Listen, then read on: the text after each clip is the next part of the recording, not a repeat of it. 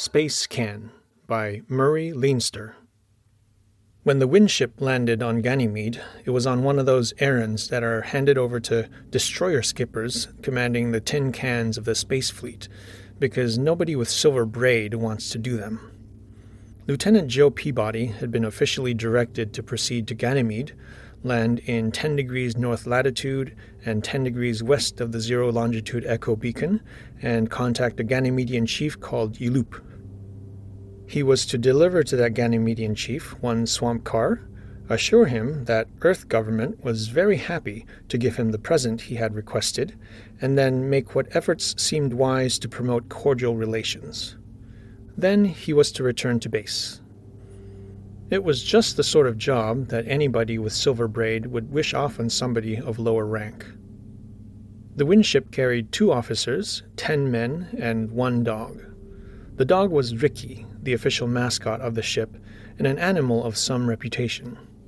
He'd had more and taller tales told about him by the crew than less imaginative men could invent for their ship's mascots. Such as the story that when the Windship was based on Luna, every time she came back to port, there were 7 girl dogs and a Venusian room cat waiting at the space yard gate when Ricky sauntered out on his first liberty. The Windship's armament consisted of meteor repellers, pressure-fused signal flares, and a pop gun of no conceivable use out of atmosphere. In combat, if war did come with Mars, her function would be to scout ahead of the Earth battle fleet and try to get off a warning of contact before she was smashed by guided missiles. In peacetime, she ran errands not desired by anybody else and acted as one of the guinea pigs for the technical brass. At the moment, she was still choked up inside with the 3-foot lead-cadmium sheathing, put on in 3-inch plates, applied to her fuel tanks when she was sent on a long and purposeless cruise to test the efficiency of pre-bombarded and therefore radioactive fuel. The fuel wasn't efficient at all. Dick Harkness, her second-in-command, still swore at that sheathing regularly. He swore again as the little ship settled down through the misty Ganymedian atmosphere. The ground below, as seen through the snooper scope, was utterly featureless save for some hundreds of thousands of identical clumps of gannygrass. That was Ganymede. Gannygrass and swamp. "Remember the recruiting posters we saw last time on Earth?" growled Dick Harkness to Joe. "Deep space is calling you. Ride a comet and see the worlds. There ought to be a law. Look below. Who wants to see this?" Joe Peabody watched his instruments, scratching Ricky's head absently. He'd picked out a patch of gannygrass to land on, and the snake eye corrected course if the little ship swerved by a hair's breadth. But he watched anyway. "Things could be worse," he said. "They've got to recruit spacemen somehow. If glamour posters make them join up, why not?" "Glamour?" said Dick. "Look below. They ought to put a Ganymedian on the recruiting board. He'd fix those posters.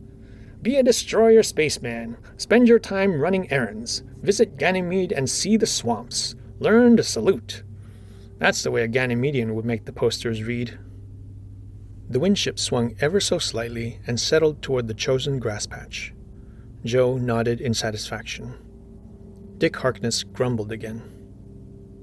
"Look at the doggone place. Venus is bad enough with an aerosol for an atmosphere, and Mercury is worse. But at least the natives are human, after fashion. Shut your eyes and listen to a Mercurian trying to bargain you out of your back teeth, and you feel almost chummy. Hold your nose and watch a Venus girl dance, and you almost get sentimental. But these Ganymedians, with the way they—" "Yeah," said Joe. He pushed the landing cushion button. There was a tiny impact, and an infinitesimal movement in the gannygrass began directly below them. The bending spread out like a wave. "Have to warn the crew again, Dick. Tell them to remember all over again that Ganymedians talk like paymasters figure. Specific. Exact. They don't understand exaggeration, and they don't understand jokes. If you tell them something that isn't literally true, they think you're crazy." "They're not human," said Dick gloomily. "They never lie, and they make you mad."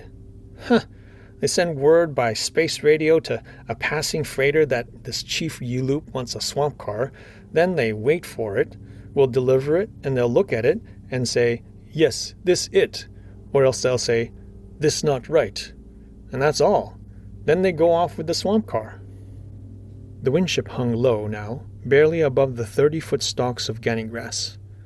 A Ganymedian peered up, bracing himself against the landing cushion field, which transferred the weight of the ship to the ground below and very neatly contracted as the little ship descended. "True enough," admitted Joe. "But Brass says we must cultivate cordial relations. Tip off the hands, Dick. We'll touch now."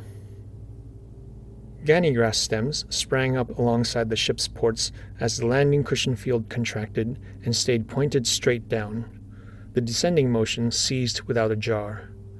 The windship rested on the yielding, matted roots which were the soil of Ganymede where it wasn't swamp. Joe flicked switches and the ship was grounded. "We won't be here long," he observed. "They'll come for the swamp car, and they don't go in for the amenities, so we'll be off again pretty soon. You tip the hands about how to talk, while I remember not to smile when I try to act pleasant. To them, a smile is an expression of rage just before it turns to murder." He put on a light atmosphere suit and went out the lock. There were a good many Ganymedians on hand. From overhead, the innumerable clumps of grass had seemed without life. Gannygrass grew 30 feet high in semi-floating islands that were roughly 200 feet across. In between the clumps was swamp. The Ganymedians lived in what amounted to burrows in their floating islands and progressed from one grass patch to another in queer, skittering hops startlingly like the running steps of a heavy bird just about to take off upwind. They had a civilization of sorts, but nobody could gather more than minor information about it. Questioned, they either answered exactly and literally, or else ignored the questioner. They had no manners at all by Earth standards, and their morals were not matters of interest to anybody who had ever seen a Ganymedian female. Ordinarily, there would be one family group to a grass clump, and one grass clump to a family group. Here, though, there were very many on hand as Joe went out the lock. Their numbers increased momently. From overhead they had been nearly invisible, but they must have begun to move toward the windship's landing place as soon as it could be identified. Joe saw at least a dozen wearing the belts of swamp bear claws, which were signs of chiefhood. He remembered not to smile politely. "Yeloop?" he asked. One of the bloated figures moved. The others, as always, either stared with opaque blank eyes or paid no attention whatever to the ship or skipper, even though they'd come to see it. "Yeloop, me," said the bloated figure. "Your swamp car," Joe told him, unsmiling, "is in the ship. We will get it out very soon. It is fueled for—" He paused, calculated, and said carefully, "It is fueled for half a year of Ganymede." Yeloop listened. He made no reply. He offered no expression of gratitude, nor committed any of the small hypocrisies which make human contacts endurable. Joe found himself frowning irritably. Ganymedians got under a human's skin. Another bloated figure stirred. "Me, Ichan," said the lipless mouth. "I suppose," said Joe ironically, "you want a swamp car too?" "No," said Ichan tonelessly. By the double belt of swamp bear claws about his middle, he was high chief. "Yeloop want swamp car, not Ichan. Ichan want talk." Joe's eyebrows lifted. Almost he was tempted to be sarcastic. Talk was a novelty, but... "Talk," he said flatly. Behind him, the lock opened again. Dick Harkness and two of the crew came out in atmosphere suits. With them came Ricky, the ship's mascot, in the tiny canine spacesuit which was the result of infinite labor in the crew's quarters during long hours of standby duty. "Just for the heck of it, Joe," said Dick, grinning. The hands decided to send Ricky to see what he'll do when he sees a gannygrass stalk that he'll take for a tree. The trick is, he's in his spacesuit and he can't sniff at it. Wipe off that grin, snapped Joe. Take the dog back. I told you, no jokes. Dick Harkness's face went blank. I forgot. Sorry, Joe. He herded the crewmen back into the lock, but they still grinned. Ichan stared at them with expressionless eyes. Men mad, he said. Why? Joe wanted to deny it, but a smile or a grin was to Ganymedians an expression of the ultimate in fury, and if you said something they did not believe, they thought you lunatic. A very literal-minded folk, these people of Ganymede. Oh, dog bad, Joe said curtly. Kill 4 men. You talk. He waited. Ichan stared as blankly as before. I talk, he said without expression. You think you leave Ganymede. Martian say no. I say maybe. Joe Peabody blinked. Then he stiffened. Sit, he said shortly. A great curved plate in the ship's side opened. The crew of the Windship was opening the destroyer's store hatch to roll out the swamp car. Ichan squatted on the ground where he looked like a wetly glistening anthill. Other Ganymedians moved to watch the swamp car roll out. They would watch Yloop climb into it and finger its controls, and then, amazingly, the Ganymedians had a knack for the machinery their minds found logical but some literal quality kept them from making, begin its operation with practically the skill of a human who had been carefully instructed in its use. Joe also squatted for formal conversation. He frowned, which was courtesy here, insofar as there was any courtesy at all. It was at least a sign of attention which they recognized. Talk, said Joe. The Ganymedian spoke deliberately and without emotion. Like his fellows, he was cold-blooded in all his ways. He had very few words. He used those in their baldest sense, but he knew what he wanted to say. In 5 minutes, Joe had the complete picture. He felt a little cold chill running down his backbone. The swamp car came out of the ship with its huge inflated tires that were wheels and floats in one. There was a seat modified for non-human use, a truck body and a tiny motor which would drive the unwieldy thing at 20 miles an hour through swamp and 30 or better on solid ground. Yloop got into it. He tried it. He drove it experimentally on the relatively hard grassroot soil, drove it into the swamp, and made a single circuit of the gannygrass clump. Then he stopped and beckoned. His mate waddled to the edge of the island and skittered out to it over the mud. 3 of the incredible Ganymedian young skittered after her. They climbed aboard. Yloop started the swamp car again and drove away. He had asked for it, he had gotten it, he went off with it. That was that. Then Joe stood up. I hear, he said ungraciously. I think. I talk later. He turned his back on Ichan and walked into the reopened airlock. His expression was one concentrated scowl. He knew it, but he knew that to Ichan that expression meant simply tranquil and untroubled meditation. For Joe to have conveyed his actual emotions to the Ganymedian, he would have had to grin until his throat split. He was pacing up and down the control room of the Windship, deliberately coddling his fury to combat the cold chills that wanted to play tag up and down his spine, when Dick Harkness came in again. Ricky followed him sedately at a sort of regulation distance. The crew, of course, swore that Ricky knew fleet regulations as well as an admiral, and that when he'd been caught with a lady Pomeranian visiting him on board, he'd confined himself to quarters for 6 weeks to the day. Now he looked warily at Joe. "I'm sorry, Joe," said Dick Harkness contritely. "I went and warned the hands about grinning where Ganymedians could see them, but they were making bets on what Ricky'd do in a spacesuit and unable to sniff when he saw what he'd take for trees. It was too good a joke to resist. How'd you explain the grins? And shall I report our landing and delivery of the swamp car? I said, Joe told him bitterly, that we were mad because Ricky had killed 4 men. And you do not use the space radio unless you want to commit suicide. Dick Harkness stared. What? Ganymedians, said Joe bitterly, don't lie. They don't understand lying. Yi-chan just told me we'll be blown to bits if we use our space phone or try to leave Ganymede. What's that? Who's going to try and stop us? The Martians, said Joe with exquisite bitterness. Did you ever hear that there is some slight friction between the Martian government and that of Earth?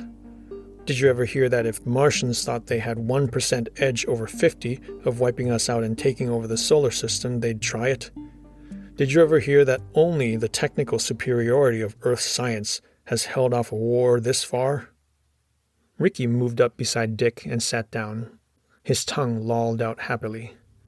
The Windship's crew insisted that he'd had Venusian lockjaw once, and now always kept his mouth open to keep it from coming back. Sure, I've heard that, Dick Harkness said. That's why there's so much research going on all the time. Why we've still got 3 feet of lead plating around our tanks, too. The Martians, said Joe savagely, also research. They have made a gadget. They think it might be decisive. They think it might win a war for them. But they're cagey. They want to try it out first. On us. Dick Harkness looked blank. But, blast it! We can't fight back to count. We'd be a sitting duck for a battle cruiser. We'd better get in our report. There's a Martian scout cruiser overhead, Joe told him. It took off as we landed. The gadget is on the ground here somewhere, trained on us. If the scout cruiser picks up the beginning of a space radio message, and it's listening with all 4 ears, the scout flashes word down and we go poof. But that's nonsense. Did you ever hear of catalysis? Asked Joe ironically. Did you ever hear of ultraviolet radiation acting as a catalyst to turn carbon dioxide into sugar? Chlorophyll has to be present, but so has ultraviolet. The Martians have found a waveform or frequency that acts like ultraviolet on drive fuel. It synthesizes drive fuel into energy. If they turn it on us, our fuel will blow. Either the Martians would use it and brush off their hands, or they'd never let us know. There's a Ganymedian at the trigger of the gadget. There's a Ganymedian listening to the space radio. A Ganymedian has to give the fire-at-will signal, and a Ganymedian has to pull the trigger. But when that happens, we fly apart into little pieces. Ganymedians don't lie. Dick Harkness sat down on the settee at the back of the control room. He didn't look scared. He looked incredulous. But why? They haven't any grudge against us. They've nothing to gain.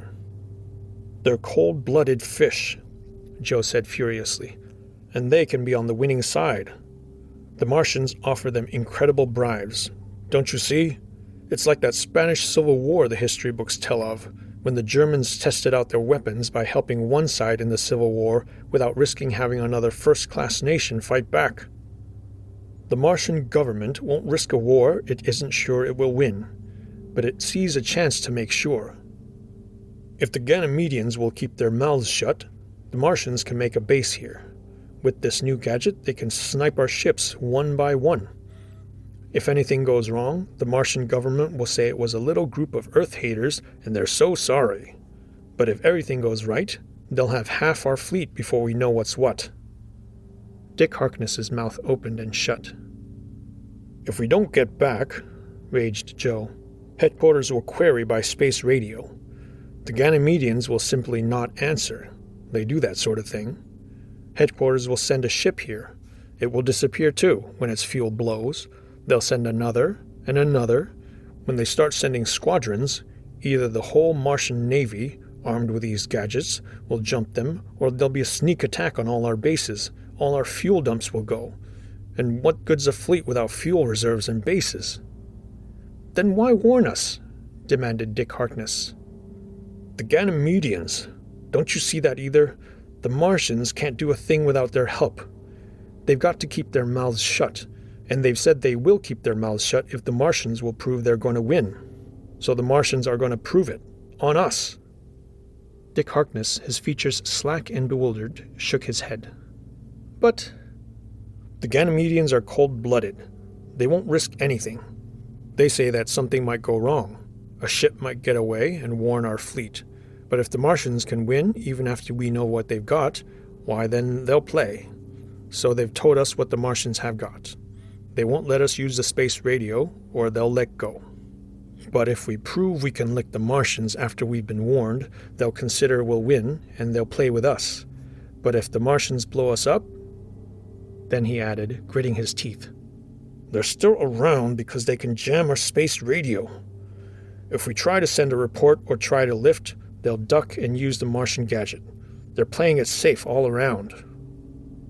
Dick Harkness looked dazed. But... Then he shook his head as if to clear it. Logical people, aren't they? No manners, no morals, no weak spots at all. Not even pets. It sounds crazy, but they've never been tricky. Ricky pricked up his ears. That sounded like his name.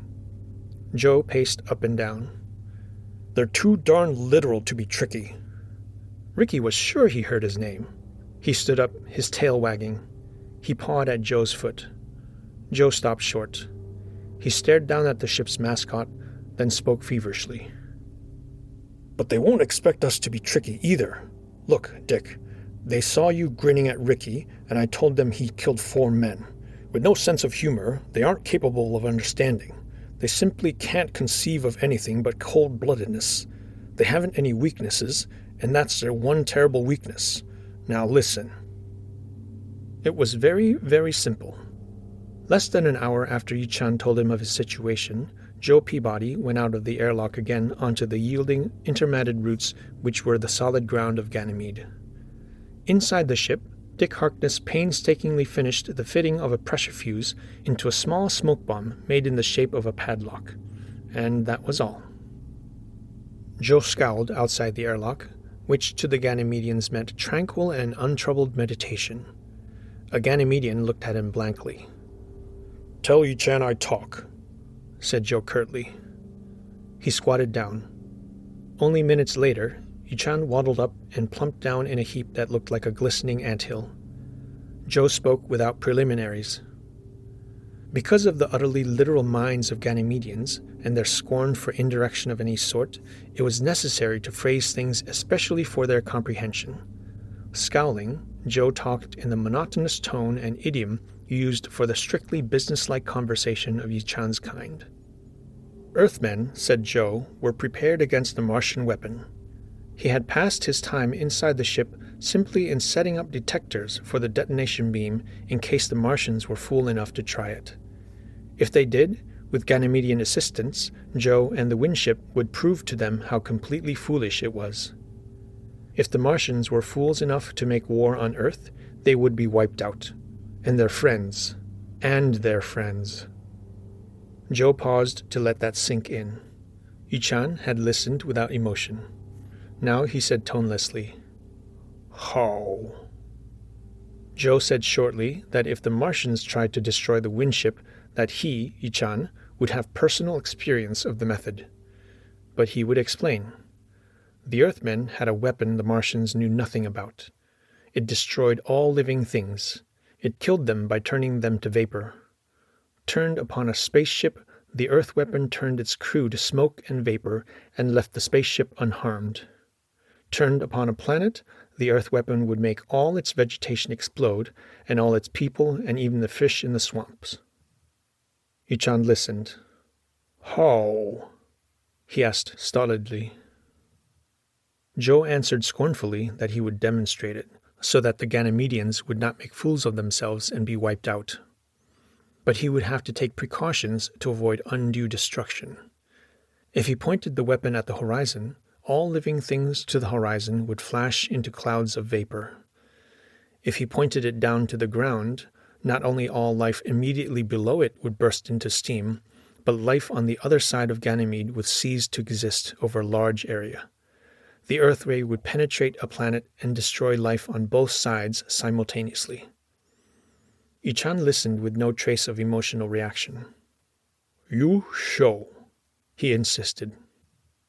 Joe scowled more deeply still and observed that for his forbearance in not destroying all life for, say, 100 miles around him, there would be a price. A small price.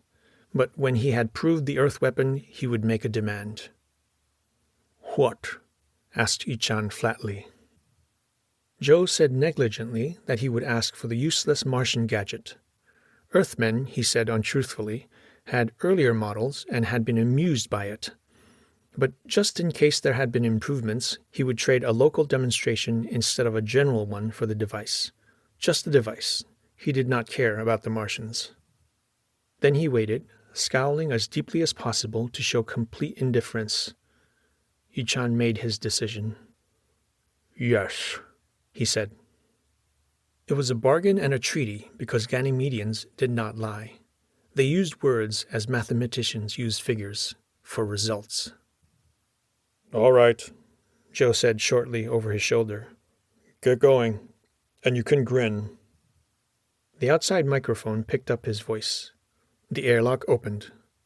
It was full of the lead-cadmium plates that had been put around the fuel tanks when radioactive fuel had been tried on an experimental cruise.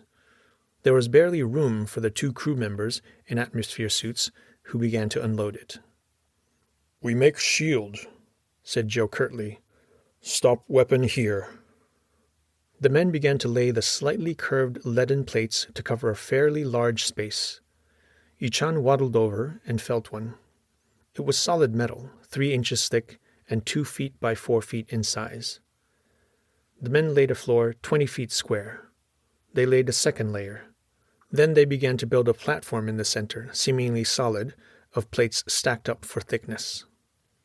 They made a platform 8 by 12 feet and 6 feet high, using anti-grav handlers to lift the unwieldy pieces of metal. The airlock was filled again with the stuff for them to use. They used all that had been in the ship. Ganymedians arrived by scores and hundreds. They watched with expressionless eyes until they understood what the men were doing. Then they lost interest. But they came back to attentiveness when the airlock opened a 3rd time and 2 grinning men came out with atmosphere suits on themselves, but a tiny canine spacesuit on Ricky. The dog's suit was of hand-formed glassite, and he was plainly visible inside it. The grinning of the men to the Ganymedians meant rage at the murder point, and Ricky was hopelessly uncomfortable in his spacesuit. He loathed it. He looked imploringly up at the men and licked out his tongue, and grinned sheepishly dog fashion, which meant rage on his part too, to Ichan and his fellows. Ricky's spacesuit had been made with infinite care, but he did not like it. "This," said Joe, scowling, "is dog. Dog is bad. Killed 4 men. He dies." The humorless factual men of the small planet could not possibly imagine anyone having a pet animal, and they saw no reason to doubt the deadliness of a small animal. Their own swamp bears were even smaller than Ricky, but they were deadly. The bloated figures regarded Ricky as he was dragged to the elaborately constructed platform of lead-cadmium plates. It was lucky that they had heard only one imaginative tale about him. If anybody had told them about the time when he allegedly barked in space code to warn the skipper when sneak thieves from another ship were stealing beer from the Winship. The 2 members of the crew took Ricky, their mascot, to the center of the leaden platform. They fastened him there while he squirmed and tried to lick their hands through his glassite helmet. They padlocked him in place, but the chain which held him was rather queer. "Ship go up," said Joe briefly. "Use weapon, then come back for Martian thing, or—" He permitted himself a faint flicker of a smile. Then he turned to Dick Harkness. "Take her up to 1,000 feet and let her go," he commanded. "Be sure to hit it squarely. A miss would be bad. I wait here." For him to stay on the ground was wisdom, but he felt horribly lonely as his little ship lifted and left him behind. If he stayed on the ground, the Ganymedians would stay and witness the demonstration of the Earth weapon. If he didn't stay, they might slip away, and miss what they ought to see. It was very simple and very effective. The windship rose to 1,000 feet or more and hovered over the cadmium-lead platform. Suddenly there was a faint bluish glow beneath it. Instantly there was a billowing, expanding cloud of smoke where Ricky had been. It cleared. Ricky was gone. Even his chain had vanished. He was living matter in a spacesuit. The Earth weapon had been trained upon him after an elaborate shield had been made to keep it from destroying all life in a huge area on the far side of the planet. He had unquestionably exploded. Joe saw it. He grinned, and Yi-chan turned those milky gray opaque eyes of his on Joe and saw the expression, which to him meant the ultimate of satisfied rage as regarded the animal which had killed 4 men. A ripple went over Yi-chan's glistening hide. "Earthmen," said Yi-chan with finality, "would win war. You wait. We bring Martian thing." When the windship took off from Ganymede, the lead-cadmium plates were stored again. Joe would have abandoned them for speed, but there was a reason for retrieving them. Speed was called for because he had a Martian gadget on board made with that finicky, uselessly detailed artistry of all Martian objects, and it was desirable to get it to base fast for examination so countermeasures could be worked out. But there was a reason for retrieving the lead, too. After all, it would not have been wise to abandon it and let the Ganymedians take the platform apart. If they found that in its building a neat cavity had been left in its center, that it had been covered by a slab doctored to remain in place even under Ricky's weight, but to tilt decidedly when a meteor repeller beam came on it, they might not work it out, but they might. The meteor repeller beam, of course, had set off the pressure fuse which had made so impressive a mass of smoke, hiding Ricky completely as he slid squirming into the crypt in the platform when the beam came on. It hadn't been difficult to smuggle Ricky back on board, though. The Ganymedians drifted away. Joe suspected that they intended to go over and watch whatever happened to the Martians with the fuel exploding device. They would probably fight, and the Ganymedians would probably be very firm because they would not want the Earth weapon used against them. Dick Harkness came into the control room, Ricky frisking about his feet. "Cussed dog," said Dick fondly, looking down at him. "He hates that spacesuit of his, though it protected him perfectly when that smoke bomb went off." Said Joe. "Do you think that Martian scout ship will try for us?" asked Dick hopefully. "No chance," said Joe. "They want to get back with news of our new weapon. Martian technical brass will go crazy trying to figure it out." "Huh," said Dick gloomily. "Nothing ever happens on a space can. Headquarters will hush-hush the story, too. What a life. And those recruiting posters say, 'Deep space is calling. Ride a comet and see the worlds.' It's a lie. There ought to be a law." Ricky sat down, his tongue lolling out. He looked alertly up at Dick. "Say," said Dick, "the Hands have got their story worked out.